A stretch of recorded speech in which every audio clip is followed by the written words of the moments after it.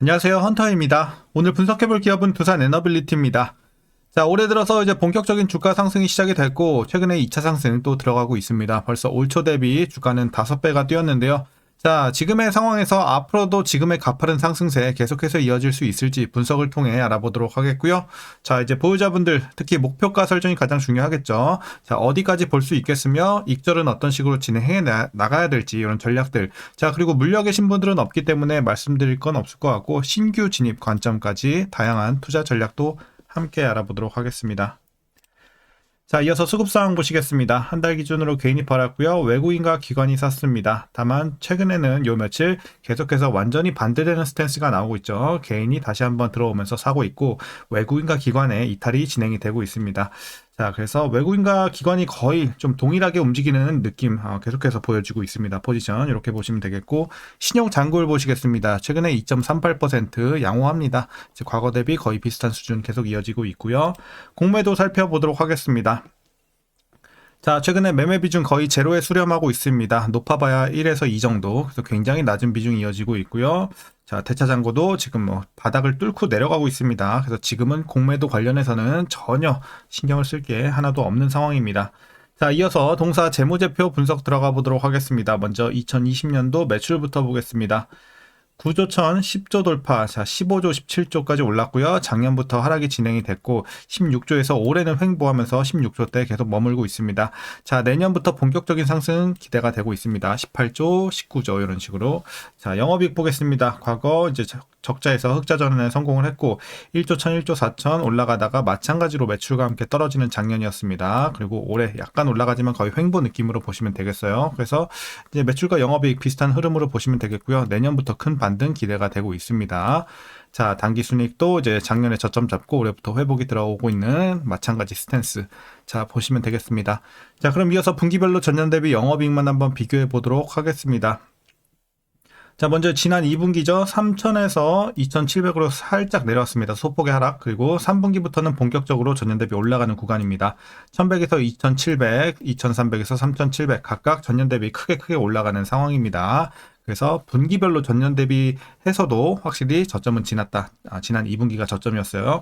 이렇게 보시면 되겠고 부채 비율 살펴보겠습니다. 250에서 과거 좀 높긴 했어요. 하지만 100 초반대까지 떨어지면서 120에서 계속 유지가 되고 있는 모습입니다. 자, 괜찮아 보이고요. 이어서 ROE 보겠습니다. 자, ROE가 들쭉날쭉했습니다. 좋았을 때 10까지 갔었고요. 자, 이후에는 조금 부진한 모습입니다. 조금씩 회복을 하고 있긴 합니다만 0, 1, 3 이런 식의 아주 조금 천천히 굉장히 완만하게 올라가고 있습니다. 자, 내년, 후년에도 6, 7 계속 올라갈 것으로 보여지고 있지만 아직은 두 자릿수까지는 시간이 꽤 걸려 보입니다. 자, 이어서 EPS 보겠습니다. EPS도 꾸준하게 우상향 중에 있고요. 내년 큰 폭의 상승 마찬가지 기대가 되고 있습니다. 좋아 보입니다. 자, 다만 아쉬운 건 이제 배당이 꾸준하게 없었고 앞으로도 없을 것으로 예상이 나오고 있기 때문에 기대에 당분간은 안 하시는 게 좋을 것 같고요. 자, 마지막으로 현재 PER 180.99배, PBR은 6.46배 나오고 있습니다. 그리고 현재 주가 밸류에이션 상황은요. 지금은 이제 상당한 고평가 구간에 진입을 했다라고 보고 있습니다. 지금 뭐 실적 개선 이런 호재들 들어오는 건 맞지만 그거에 비해서 주가가 좀 많이 과도하게 오른 면도 있습니다. 자, 그래서 지금 상당히 비싼 구간이다라고 말씀드리겠습니다. 자, 이어서 동사 관련 이슈 한번 살펴보도록 하겠습니다. 먼저 이제 3분기 실적인데요. 매출은 전년 동기 대비 1.5% 감소하지만 영업이익이 중요하겠습니다. 239.2% 어마어마하게 뛰면서 자, 이제 상당히 좀 호실적 기대가 되고 있는 3분기가 되겠습니다. 그 배경으로는 대형 원전과 SMR, 가스터빈 등 고수익 사업 비중이 확대가 되면서 수익성 개선세가 뚜렷해졌다는 분석으로 보시면 되겠습니다.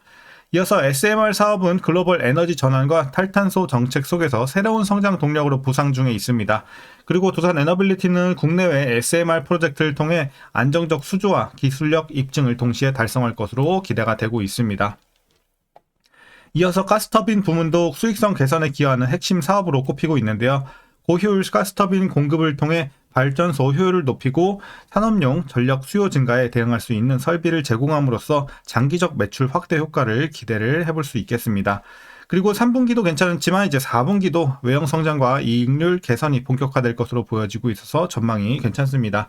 자, 대형 원전, SMR, 가스터빈 등 고마진 성장 사업으로의 수주 잔고, 믹스 개선 영향이 지속이 되면서 큰 폭의 증익을 달성할 전망이고요.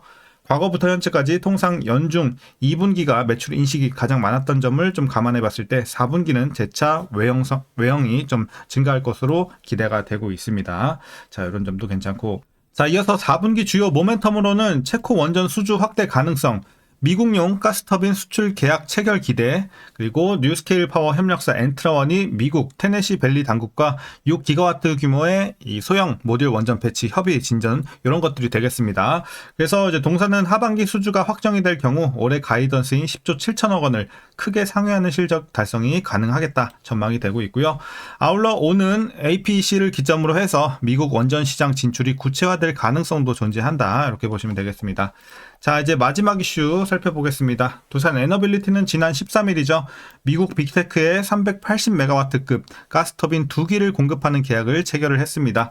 이는 두산 에너빌리티가 해외 시장에 가스터빈을 공급하는 첫 사례가 되겠고요. 이 공급은 내년 말까지 이뤄질 예정이니까 참고하시면 되겠습니다. 그리고 이번 해외 수주의 배경에는 당연히 또 AI 시대 도래에 따른 이런 데이터 센터 전력 수요 폭증이 있었다, 이렇게 보시면 되겠습니다. 그래서 이런 계약들까지 말씀드리면서, 자, 최근의 이슈는 여기까지 정리하도록 하겠습니다. 호재가 상당히 많이 가득한 상황입니다. 자, 그럼 이제 마지막으로 여러분들 투자 전략 설명드리면서 영상 마무리하도록 하겠습니다. 자, 먼저 신규 진입 관점에서는 반대 의견 드리도록 하겠습니다. 일단 뭐 다 좋아요. 재료도 좋고 추세도 좋고 다 좋은데, 재료도 좋은데 지금 너무 많이 올랐어요. 주가가 좀 과도하게 많이 오른 면이 있어요. 그리고 이제 계속해서 지금 과매수 구간을 넘나들고 있는 최근의 상황입니다. 자, 그렇기 때문에 이제 추가 상승 여력만 조금 노려보는 구간이지 지금 들어가서 이제 본격적으로 내가 수익을 시작해보겠다 하기에는 부담이 좀 있습니다. 그래서 반대 의견 드리도록 하겠습니다. 자, 그럼 이어서 보유자분들 대응 전략입니다. 먼저 목표가부터 설정하도록 하겠습니다.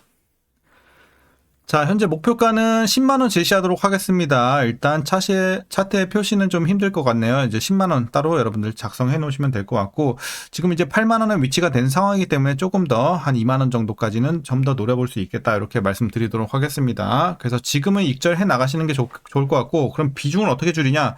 제가 봤을 때 조금 안전하게 보실 분들은 지금 한 70에서 80%까지도 줄이시는 게 좋을 것 같아요. 대부분 좀 익절하시고, 이제 종목 교체하셔도 상관은 없어요. 하지만 이제 조금 더 보실 분들은 그래도 한 70% 이상은 좀 익절하자, 대부분 정리하고 소액 비중 조금 더 노려보는, 나머지 한 20-30% 정도만 10만원까지 한번 도전해보는 이런 전략으로 보시는 게 좀 안전하지 않을까, 이렇게 말씀드리도록 하겠습니다. 그래서 이제 대부분 정리하시고 조금 더 탄력적으로 올라갈 만한 저평가 종목으로 찾아서 또 종목 이동시키는, 종목 교체하시는 지금 현재 구간으로 보셔도 굉장히 좋겠다, 이렇게 좀 권장을 드리도록 하겠습니다.